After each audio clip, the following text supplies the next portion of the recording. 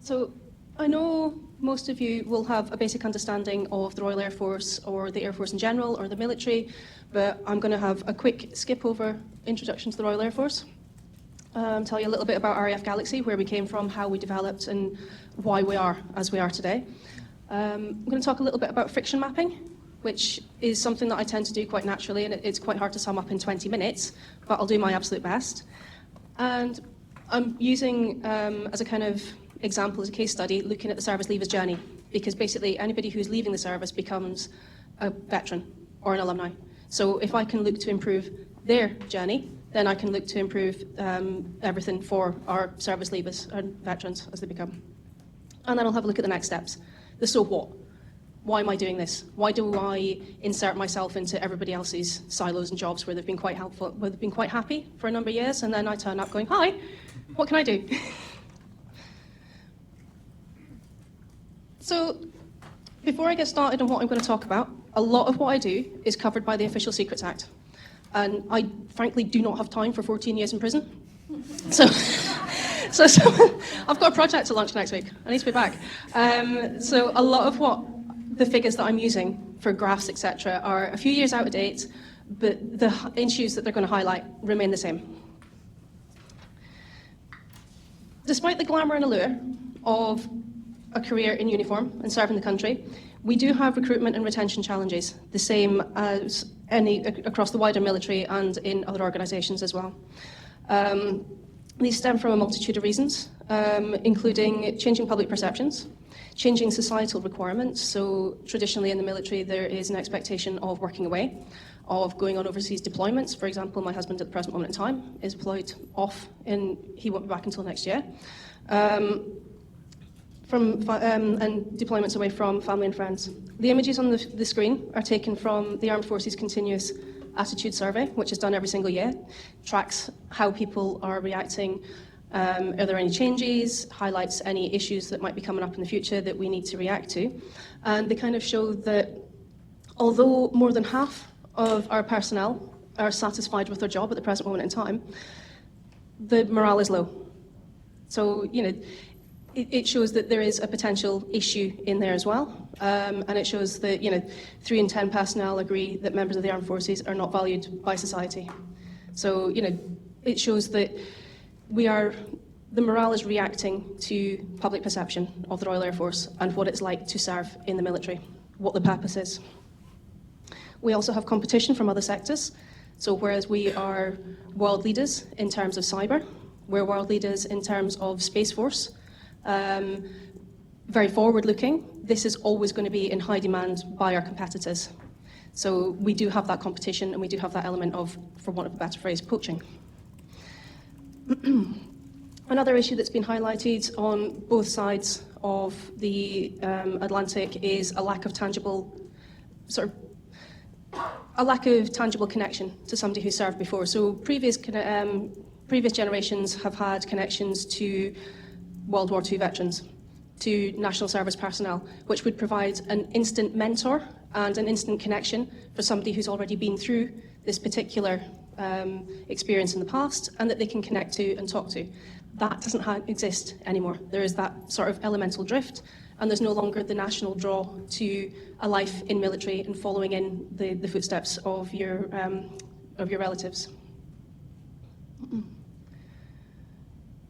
The graph that's on the screen at the present moment in time shows that the gap between outflow and intake is currently the highest that it has been since September 2017.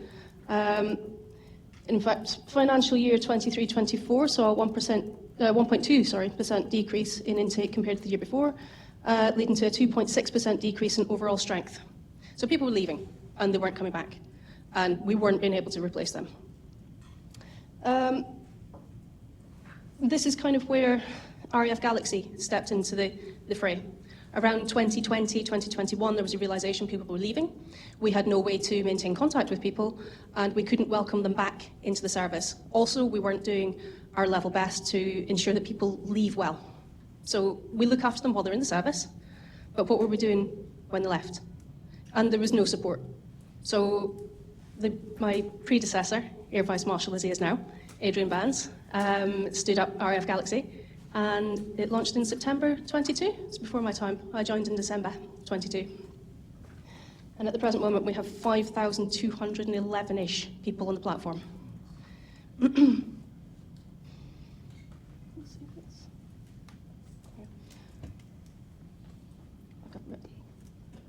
Our previous exit system lacked empathy, it lacked any understanding of the employment cycle, or that service leavers' interaction with the Royal Air Force extends beyond the last day in service.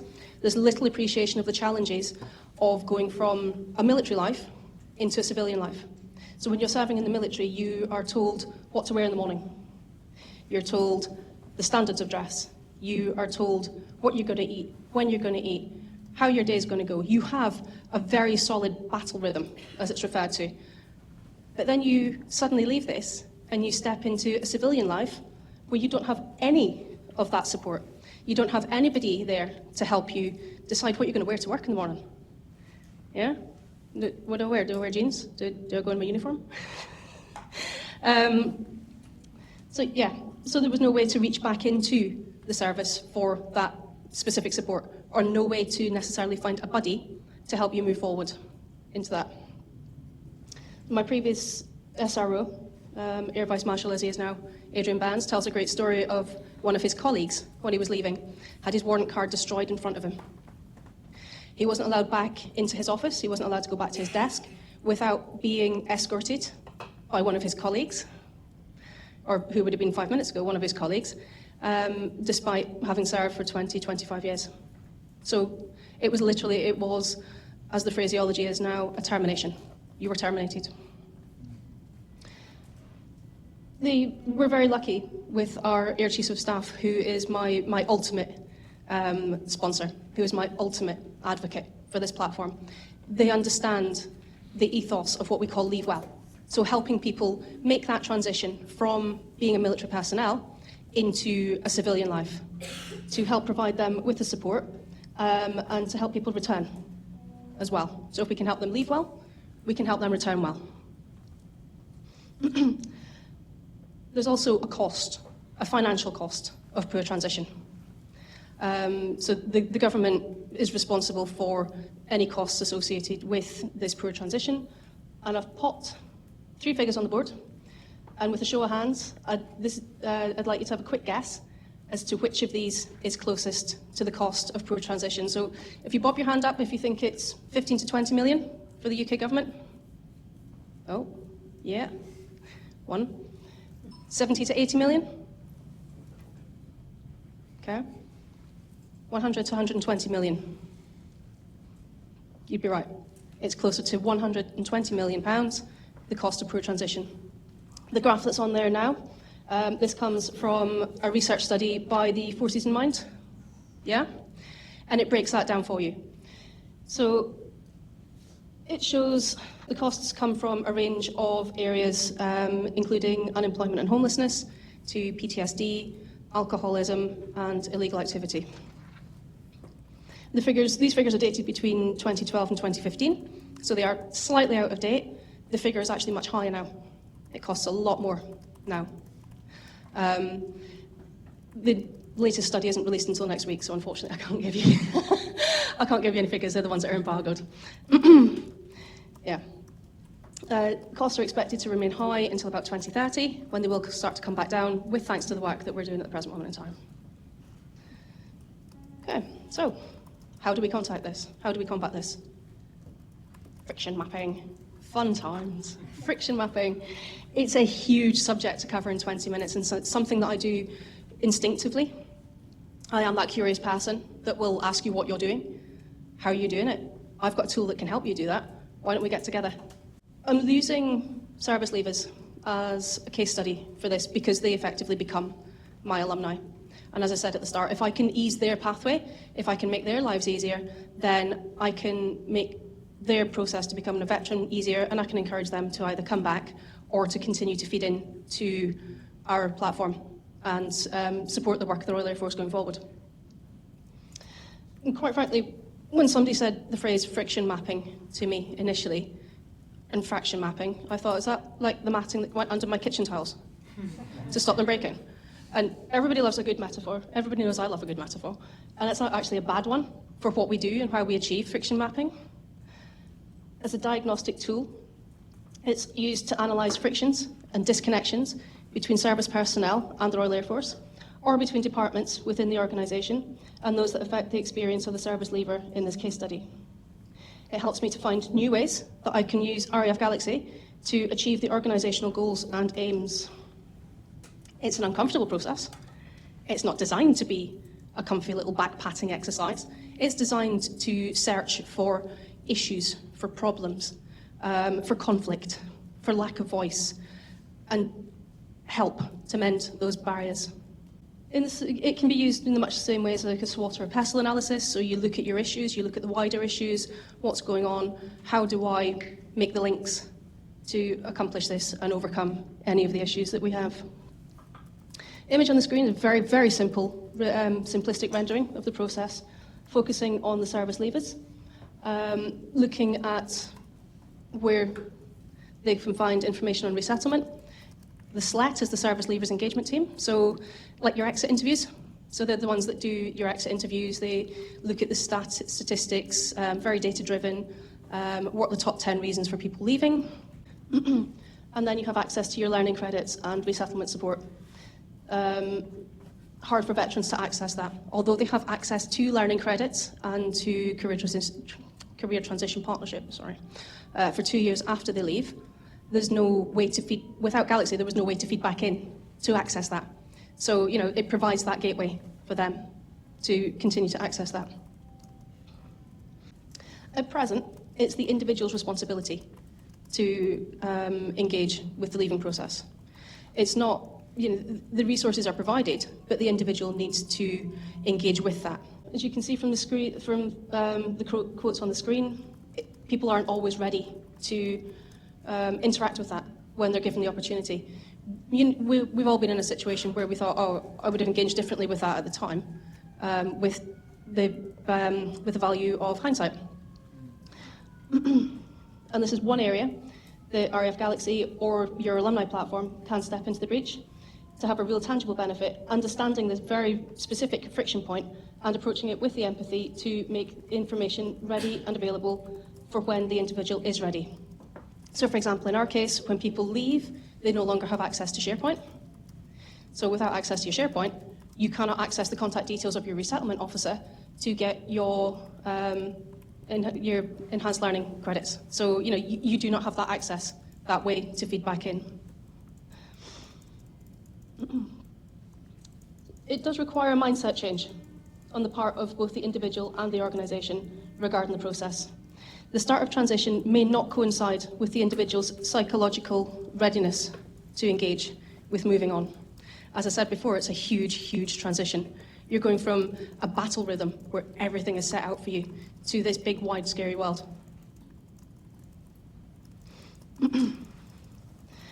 And this is where the alumni platform comes into its own and can mend this particular disconnect by ensuring that all alumni and veterans continue to have access to the information they need to be successful. So with that in mind, this year, Galaxy's moved to a whole new platform, a whole new pillar, a whole new sort of way of working. We've moved from project startup to business as usual, which in itself is massive because it shows that it's become ingrained in the function of the RAF and how it works and how it treats people as they move on. But it means that I can work with the resettlement teams to look after our people that are in resettlement periods and to bring them into veteran/alumni status in the best way possible, ensuring that they leave well. It means I can work to make onboarding Galaxy part of the offboarding process, so everything's smooth, everything's, everything's as easy as it possibly can be. So, for example, this week I badgered somebody into putting it into the offboarding. Is, have you joined your alumni network? Bearing in mind there is one. Have you joined your alumni network? Are you connected? So what? What are we doing? How am I using this technique to build empathy and understanding? How am I using this to build links to other departments, to work across silos? And how am I providing the very best transition for those in the latter stages of their employment cycle? One thing that I've been working on for a while is working with the service leavers engagement team. They work to highlight the main reasons that people are leaving. One of those, for the past year, since October 24, has been access to reward. So my big project that I'm launching on Monday, please finally launch, is I'm buying every member of the Royal Air Force, or the Royal Air Force is buying every single member of the service a blue light card. So essentially, this is going to welcome, I think we said, Nick, in the region of what, 25,000 people onto the platform? You were thinking 1,000 a day or something like that. Yeah, it's incredible. It's going to bring, there's 34,000 headcount in the Royal Air Force, and even working on an 80% turnover rate. That's going to massively increase the number of people that we have on the platform. Can you tell the Americans what a blue light card is? Okay, yeah. So blue light card is a discount card. It costs £5 to buy, but it gives you access to discounts across 15,000 UK businesses. Yeah, it might just be 5%, it might be 10%, but those discounts cover clothing, home repairs, car. So it contributes towards like maintenance on your car. It covers activities such as holidays, trips to like theme parks, etc., etc. So yeah, massive discounts across a lot of different areas to help people sort of achieve their best.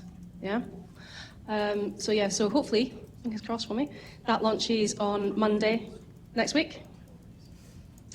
We're also using it to feed into Leave Well through empathy and ongoing support. We have the veterans can feed their thoughts and ideas, having gone through the process, feed that directly back into the RAF so that we can help to meet the Chief of Air Staff's lines of effort.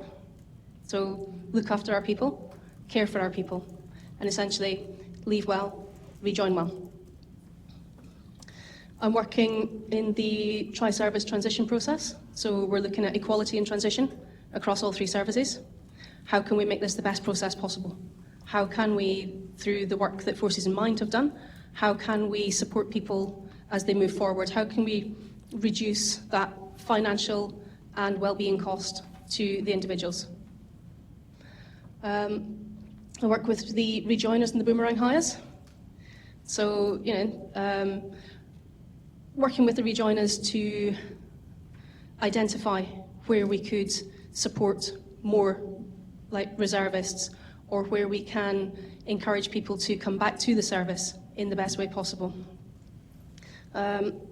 Also I work with the reservist teams as well, so highlighting events that I could sort of go to and encourage people to join as a reservist, working with different organisations, outside organisations, that I meet at events. For example, I had one a couple of weeks ago approach me looking to recruit more reservists.